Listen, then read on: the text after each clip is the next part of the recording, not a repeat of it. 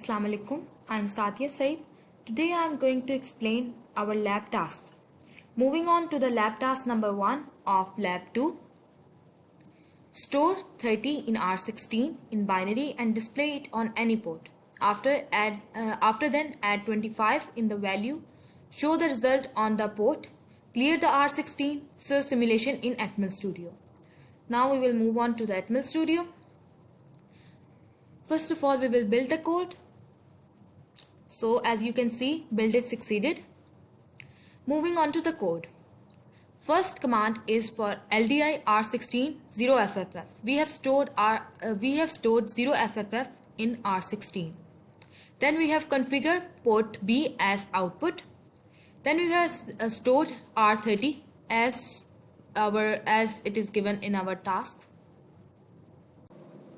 Assalamu alaikum. I am Sadia Said. Today I am going to explain our task.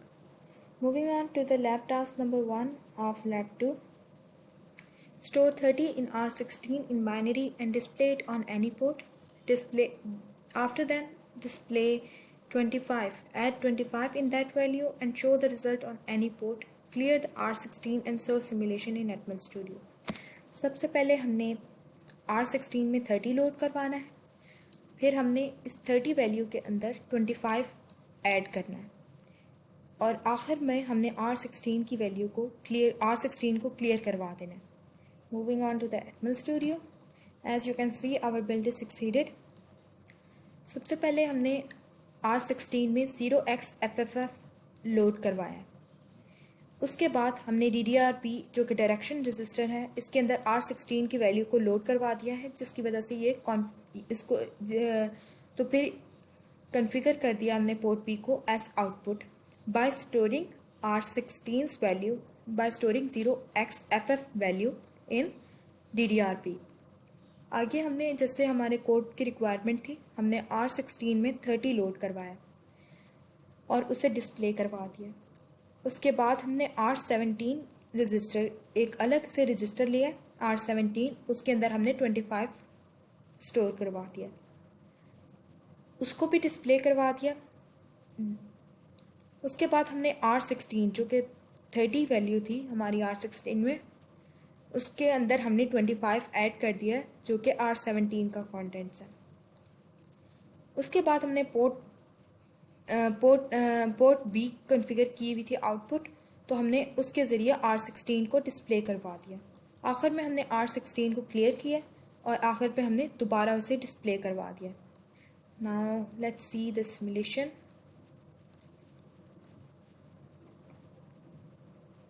Line by line. ये सबसे पहले हमने R16 में 0xFF load करवाया था, उसे हमने डिस्प्ले करवाया, तो यहाँ पे आप देख सकते हैं इसकी वैल्यू नज़र आ रही.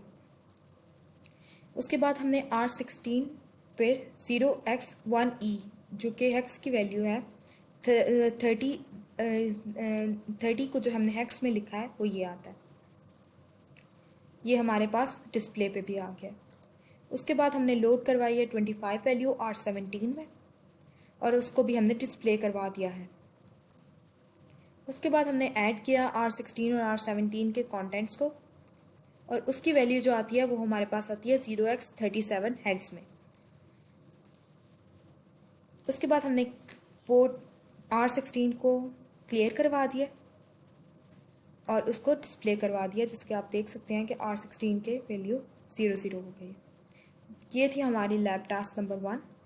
अब हम चलेंगे लैब टास्क नंबर 2 पे, जो कि हमारे take an input from one port and display it on another port.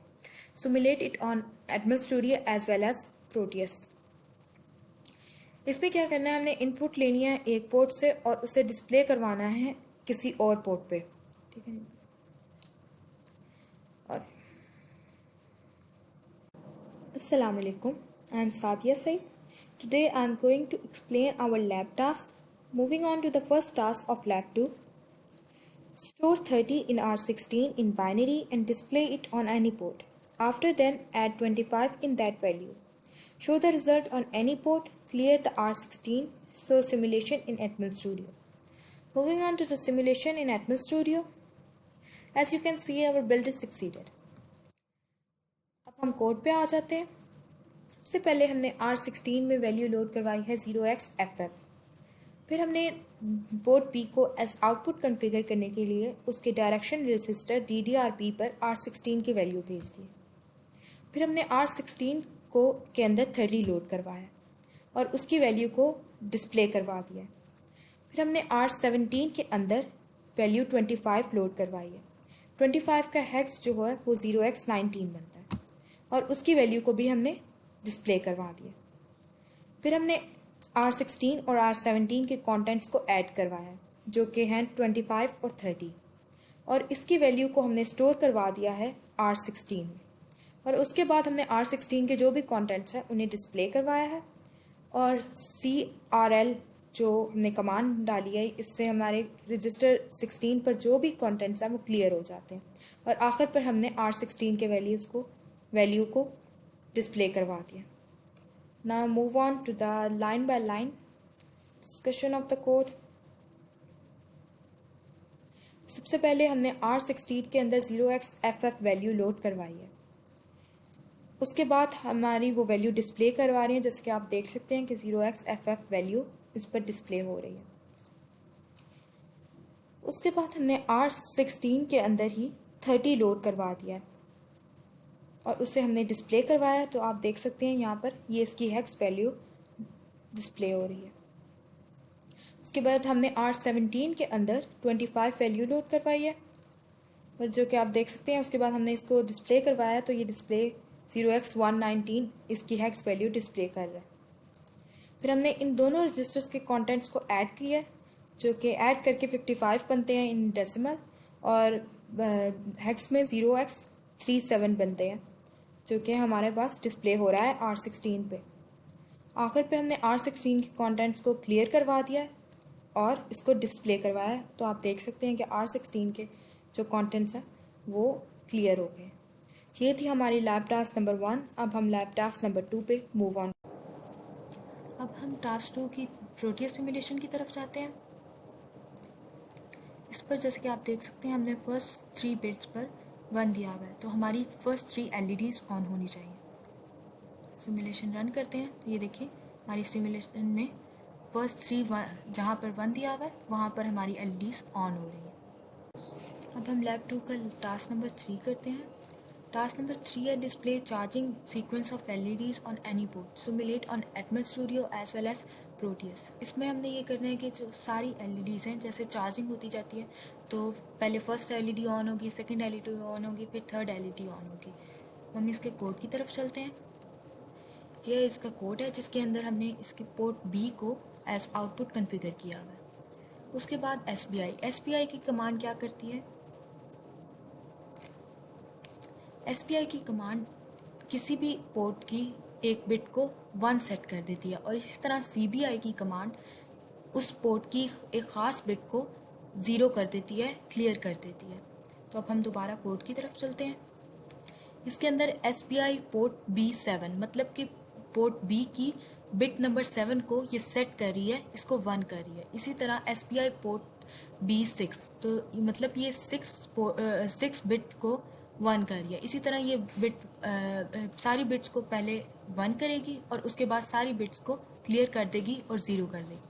फिर ये जंप टू स्टार्ट हो जाएगी, मतलब यहाँ पर ये दोबारा जंप कर जाएगा और ये इसी तरह चलती रहेगी। चलिए अब आज हम एग्जीक्यूशन देख लेते हैं इसकी लाइन बाय लाइन।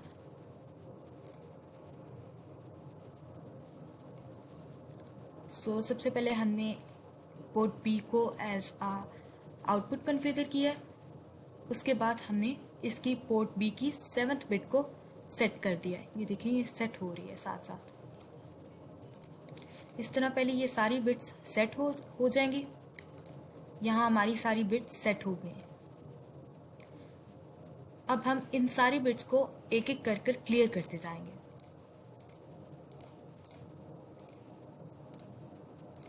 ये थी हमारी एटमल स्टूडियो की सिमुलेशन। अब हम प्रोटियस की तरफ चलते हैं। इसको हम सिमुलेट करते हैं। इसके अंदर देखें सबसे पहले हमने इन सारी LEDs को पोर्ट B पे कनेक्ट किया हुआ है। पोर्ट B को हमने एज आउटपुट लिया हुआ है और ये एक एक कर LEDs पहले ऑन हो रही हैं। इसी तरह ये फुल होगी बैटरी चार्जिंग की तरह। और उसके बाद एक एक कर कर कम होना शुरू हो जाएंगे। ये आखिर तक आएंगी और ये 1 बाय 1 ऑफ होती जाएंगी।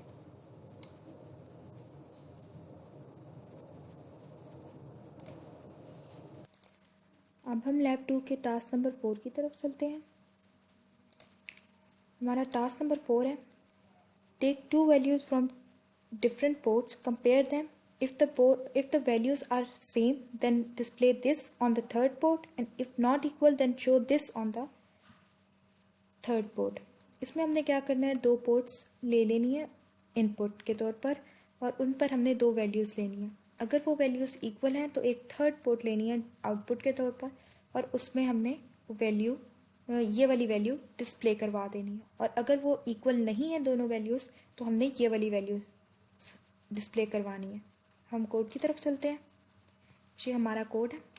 सबसे पहले हमने R16 में 0 लोड करवा दिया है, R17 में भी 0 लोड करवा दिया, R18 में हमने 0xFF लोड करवा दिया। फिर हमने पोर्ट B और पोर्ट C को एज इनपुट कॉन्फ़िगर करना है, तो जिसके लिए हमने DDR-B और DDR-C को 0 कर दिया, उसके सारी बिट्स को 0 कर दिया। उसके बाद हमने DDR-D को, जो हमारी पोर्ट D है, उसको हमने आउटपुट कॉन्फ़िगर करना है, तो हमने DDR-D को सारी बिट्स को 1 कर दिया। उसके बाद हम इनपुट ले रहे हैं पोर्ट B से और पोर्ट C से CP। ये CP की कमांड हमारी कंपेयर कर रही है R16 और R17 के कंटेंट्स को। उसके बाद BRNEQ, ये एक कंडीशनल कमांड है। ये कंडीशनल कमांड है, अगर ये इक्वल होगी तो Z की वैल्यू 1 हो जाएगी और वो कमांड जो भी उसके आगे लूप चल रहा होगा वो चलना शुरू हो जाएगा। इसी तरह BRNE है, अगर वो दो वैल्यूज़ को कंपेयर करता है और वो नॉट इक्वल आती हैं तो Z की वैल्यू 0 हो जाएगी और आगे वो उस वाली जो आगे लूप लगा होगा उसको कर देगा और उसको स्किप नहीं करेगा। और हम कोड की तरफ जाते हैं दोबारा। यहाँ पे BRNEQ डन की तरफ मूव कर जाएगा अगर हमारी दोनों वैल्यूज़ जो R16 पे गई हैं और R17 पे गई हैं वो दोनों इक्वल होंगी, और अगर वो इक्वल नहीं है तो वो इधर आ जाएगा। अब हम इसकी लाइन बाय लाइन एग्जीक्यूशन देख लेते हैं। ये सबसे पहले हमने R16 पे 0 लोड करवाया, R17 पे 0 लोड करवाया, R18 पर हमने 0FF लोड करवाया, जो कि आप यहाँ पे रजिस्टर्स में देख भी सकते हैं। उसके बाद हमने पोर्ट B पे एक इनपुट दे दिया, हम पोर्ट B पे 14 इनपुट दे देते हैं हेक्स में, और C पर हम इनपुट दे देते हैं 4 हेक्स में।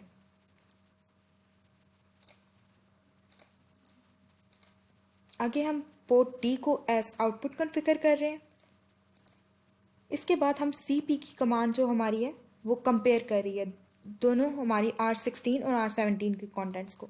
क्योंकि ये दोनों इक्वल नहीं है तो ये हमारी वैल्यू शो करवा देगा। जैसे कि हमारी ये वाली वैल्यू शो हो रही है, पहले वाले दोनों 0 हैं, दूसरे वाले दोनों 1 हैं, इस तरह आगे, क्योंकि हमारी ये वैल्यू इक्वल नहीं थी। अब हम इसे दोबारा करते हैं।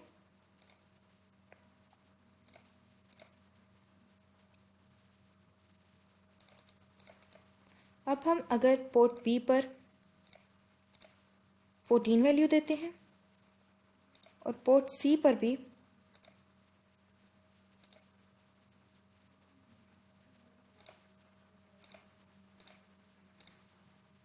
14 वैल्यू देते हैं, अब हम इसको कंपेयर करेंगे तो हमारे इक्वल वाला लूप चलना चाहिए। ये हमारा कंपेयर हुआ और DDR-D पे आप देख सकते हैं कि ये हमारा इक्वल वाला लूप चला रहा है, ये वाला। अब हम इसके प्रोटियस की तरफ चलते हैं। ये हमारा प्रोटियस है जिस पर हमने पोर्ट B पर एक इनपुट्स लिए हैं और पोर्ट C पे इनपुट्स लिए हैं, और पोर्ट D पे हमारे पास सारी आउटपुट्स हैं। एज यू कैन सी कि यहाँ पे रीसेट की पिन हमेशा हमने 1 करनी होती है, तो वो हमने 1 कर दिया। तो मतलब कि ये दोनों वैल्यूज़, इसकी भी पहली 3 1 है, इसकी भी पहले 3 1 है, तो इसको इक्वल वाली कमांड हमारी एग्जीक्यूट करनी चाहिए। हम सिमुलेट करते हैं इसको, तो ये देखें पहले दोनों 1 है, फिर दोनों 0 हैं, फिर दोनों 1 है, जैसा कि हमें लैब टास्क में कहा गया था कि पहले दोनों 1 हो, पहले दोनों उसके बाद 0 हो, फिर 1 हो, फिर 0 हो। अब अगर हम चेंज कर देते हैं इसको, देखें अल्टरनेटिव हो जाते हैं जैसा कि हमें हमारी रिक्वायरमेंट थी। तो ये था हमारा टास्क नंबर 4। अब हम लैब 2 के टास्क नंबर 5 की तरफ चलते हैं। टास्क नंबर 5 है हमारा implement following commands and right your comments about its function. हमने ये सारी कमांड्स को स्टडी करने है कि आखिर ये करती क्या है। तो हम ये पहले देख लेते हैं। ये जो STS का कमांड है ये store direct to the data space, मतलब जो भी उसका एड्रेस होता है उस पर वो वैल्यू स्टोर करवा देती है, जो भी उसके कंटेंट्स होते हैं वो स्टोर करवा देती है। जंप जंप की कमांड ये करती है कि ये जहाँ पे भी लगी होगी उस कमांड पर चली जाएगी और ये वहाँ से कोड एग्जीक्यूट होना शुरू हो जाएगा। मूव की कमांड होती है copy register to other register, मतलब एक रजिस्टर के कंटेंट्स को दूसरे रजिस्टर में कॉपी कर देना, वो MOV की कमांड होती है। आउट की कमांड सिंपल हमारी आउटपुट फंक्शन के लिए होती है कि अगर हमने किसी भी रजिस्टर से आउटपुट लेनी है तो आउट की कमांड आ जाएगी। SUB की कमांड जो है सब्ट्रैक्ट करती है, दो रजिस्टर्स के वैल्यूज़ को सब्ट्रैक्ट करती है और उसकी वैल्यू फर्स्ट रजिस्टर हमने रखा होता है उसके अंदर स्टोर करवा देती है। इंक्रीमेंट की कमांड जो होती है वो उस रजिस्टर के कंटेंट्स में एक ऐड करवा देती है। इसी तरह डिक्रीमेंट की कमांड उस रजिस्टर के कंटेंट्स में एक डिक्रीमेंट करवा देती है, एक माइनस कर देती है। कॉम्प्लीमेंट की कमांड जो है वंस कॉम्प्लीमेंट ले लेती है उस रजिस्टर के जो भी कंटेंट्स होते हैं उसका। अब हम चल के इसकी कोड एग्जीक्यूशन देखते हैं। ये हमारा कोड है, इसके लाइन बाय लाइन एग्जीक्यूशन देखते हैं। सबसे पहले हमने R16 की वैल्यू ली है, R16 में 0x00 स्टोर करवा दिया है, R17 में FF वैल्यू स्टोर करवा दी है हेक्स में। इसी तरह R18 में हमने 19 वैल्यू हेक्स में स्टोर करवा दी है। उसके बाद हमने आउटपुट लिया है पोर्ट B से R17 को। तो आप देख सकते हैं R17 के क्या कंटेंट्स थे, 0xFF। तो FF का मतलब होता है कि सारी बिट्स हमारी 1 हो जाती हैं। तो DDR-B हमारा पूरा 1 हो गया, हमारा आउटपुट बन गई है ये। उसके बाद हम सब्ट्रैक्ट करवा रहे हैं R17 को R18 में से। तो हमारे पास यहाँ पे वैल्यू आ रही है 0xE6। तो E6 हमारी वैल्यू बनती है इन दोनों को सब्ट्रैक्ट करने से। उसके बाद हम इसके अंदर एक इंक्रीमेंट करवा देते हैं और उसे R18 में ही स्टोर करवाते हैं। तो ये हमारे पास इंक्रीमेंट होके ये वाली वैल्यू आ जाती है। उसके बाद हम डिक्रीमेंट करवा रहे हैं, तो डिक्रीमेंट करवा कर दोबारा वो वही वैल्यू वापस दे देगा जो पहले हमारे पास R18 पर थी।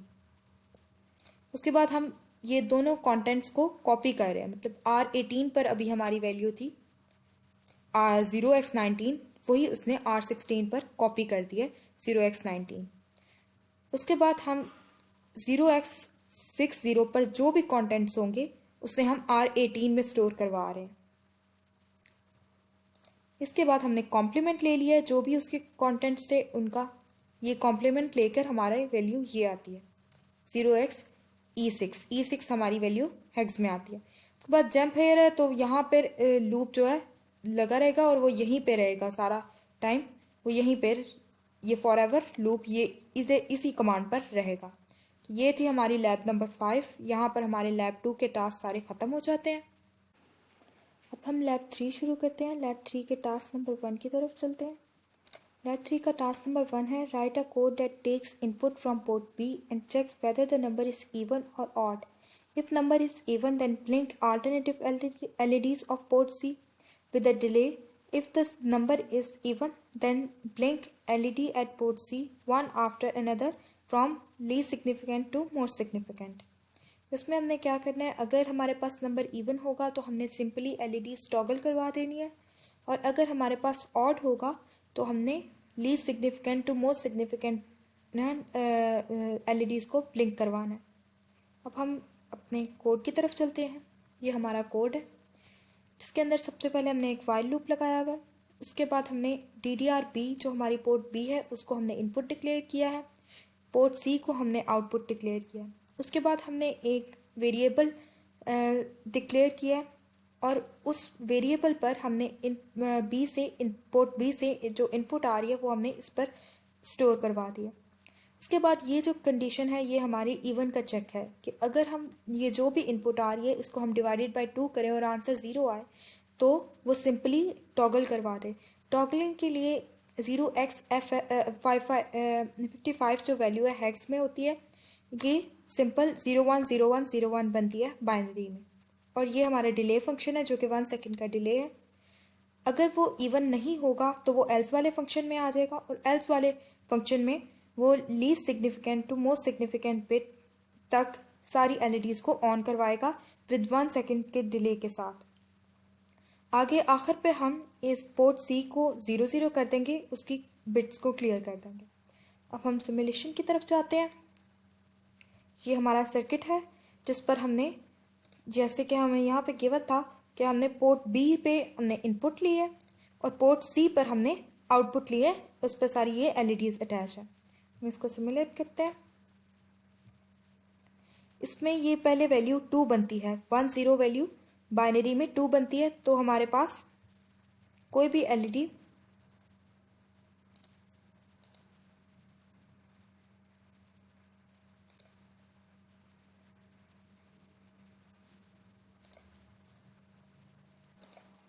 अब हम इस कोड को सिमुलेट करते हैं।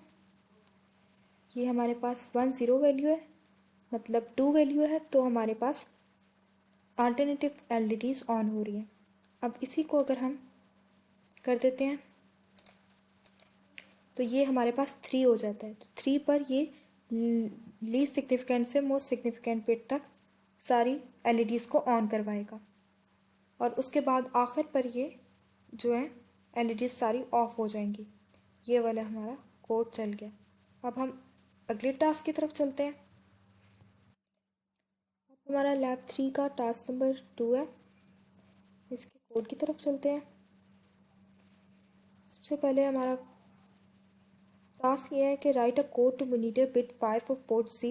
If it is high then send 55 in hex to port B, otherwise send AA in hex to port B. अब हमने पोर्ट सी को एज आउट इनपुट लेना है और पोर्ट बी को एज आउटपुट लेना है। इसके कोड की तरफ चले जाते हैं। इसमें हमने पोर्ट बी को एज आउटपुट लिया है और पोर्ट सी को एज इनपुट लिया हुआ है। इसके बाद हमारे पास बिट 5 को हाई करने की 2 कंडीशंस बनती हैं। ये 2 कंडीशंस हमने लगा दी हैं। उसके बाद अगर वो बिट 5 हाई होगी तो वो 0x55 वैल्यू पोर्ट बी पे भेज देगा, और अदरवाइज वो एल्स वाली कंडीशन एग्जीक्यूट कर देगा, क्यों जो कि है 0xAA सेंड कर देता है बी पर, पोर्ट बी पर। तो अब हम इसकी सिमुलेशन देख लेते हैं। ये 1 वाली बिट्स ऑन है, जब हमारा हाई है तो ये वाली बिट्स ऑन है। जब हम इसको ऑफ करते हैं तो हमारे पास ये दूसरी अल्टरनेटिव बिट्स ऑन हो जाती हैं। ये थी हमारी लैब नंबर 3 का टास्क नंबर 2। अब हम आगे चलते हैं। अब हम लैब 3 के टास्क नंबर 3 की तरफ चलते हैं। इसका टास्क है write a code to interface the hex keypad with ATmega and glow any LED with the input from any keypad.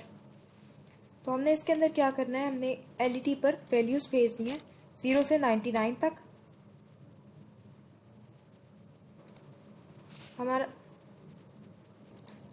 Lab 3 का टास्क नंबर 3 है write a program for ATmega to interface two 7 segment and make a counter for 0 to 99 with any delay. हमने 0 to 99 का counter बनाना है ATmega 238p को use कर कर। अब हम कोड की तरफ चलते हैं। इसमें हमारा कोड है जिसके अंदर हमने सबसे पहले पोर्ट डी को एज आउटपुट डिक्लेयर कर लिया। उससे पहले हमने एक वेरिएबल डिक्लेयर किया और उसके बाद हमने पोर्ट डी को एज आउटपुट डिक्लेयर कर लिया। उसके बाद हमने हेक्स में वैल्यू भेजी है, हमने एक फॉर लूप लगाया और एक हेक्स में वैल्यू भेजी है 0 से 99 तक।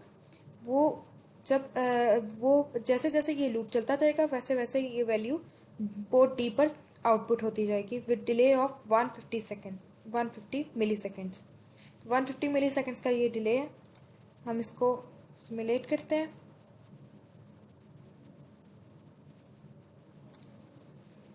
हमने इसकी सिमुलेशन चलाई है और हमारी ये 0 से 99 तक काउंट करेगा विथ डिले ऑफ 150 सेकेंड्स। ये 99 तक जाएगा और उसके बाद दोबारा 0 हो जाएगा। ये था हमारा टास्क नंबर 3। अब हम टास्क नंबर 4 पर चलते हैं। हम लैब 4 के टास्क नंबर 1 की तरफ चलते हैं। हमारा टास्क है interfacing an LCD with ATmega using Atmel studio and Proteus. हमने एलसीडी को इंटरफेस करना है यूजिंग एटमेगा। तो हम कोड की तरफ चलते हैं। ये हमारा सर्किट है, इसके अंदर हमने एलसीडी लगाई हुई है और ये हमारे एटमेगा। इसके अंदर हमने एक एलसीडी की हेडर फाइल डाल दी है। उसके बाद हमने सेट कर्सर का जो फंक्शन है ये हेडर फाइल में ही है। हमने यहाँ हेडर फाइल में सारे फंक्शंस डिफाइंड है, बस उनको हमने यहाँ पे यूज़ किया। पहले हमने एलसीडी का सेट कर्सर किया और ये डिस्प्ले करवाया। ये डिस्प्ले का फंक्शन भी हेडर फाइल में ऑलरेडी मौजूद है। उसके बाद ये ऐसे ही चलता जाएगा। ये 200 मिली सेकेंड के डिले से ये हर चीज़ प्रिंट हो जाएगी और आखिर पे एलईडी क्लियर कर देगा। ये एलईडी क्लियर का भी फंक्शन हमारी हेडर फाइल में है। ये हमारी हेडर फाइल में मौजूद है सब। हम सिमुलेशन की तरफ चलते हैं।